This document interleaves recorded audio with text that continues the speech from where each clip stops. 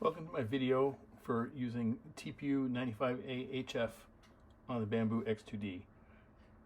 In following the wiki guidance, it says you can feed 95A HF into the back, but I found that met a lot of resistance and I was not comfortable with that.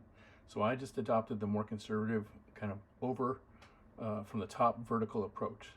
So what I've done here is I take out the PTFE tube from the holder on that snaky coil and have it kind of just over to the back behind the X2D.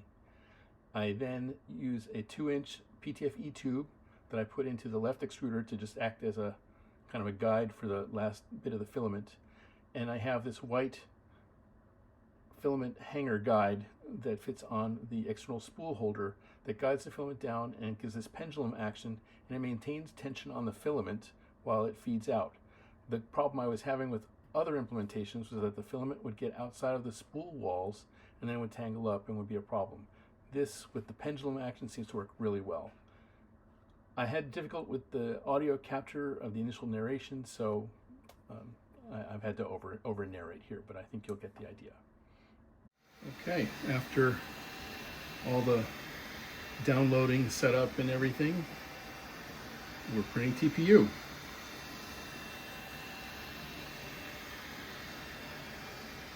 So far through the setup, the pendulum filament guide seems to be working perfectly. So I'm going to keep an eye on this, and we'll hopefully see a great result in a few minutes.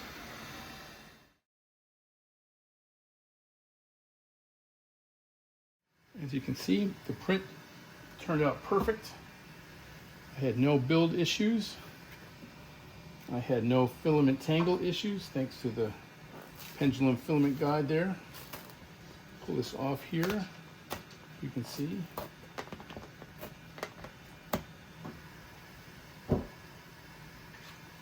End up with a very nice looking TPU case.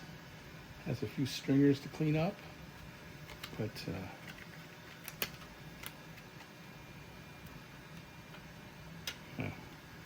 put this together. This is what I was going for.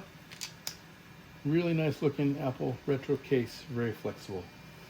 The only thing left to do here would be to press unload on the filament and just gently pull up on the top until the filament gives way so you can clear that out. But with this configuration, I have found printing with TPU to be very easy. Of course, keep in mind to keep it dry and do all those kind of things, but I hope this helps you have success with TPU.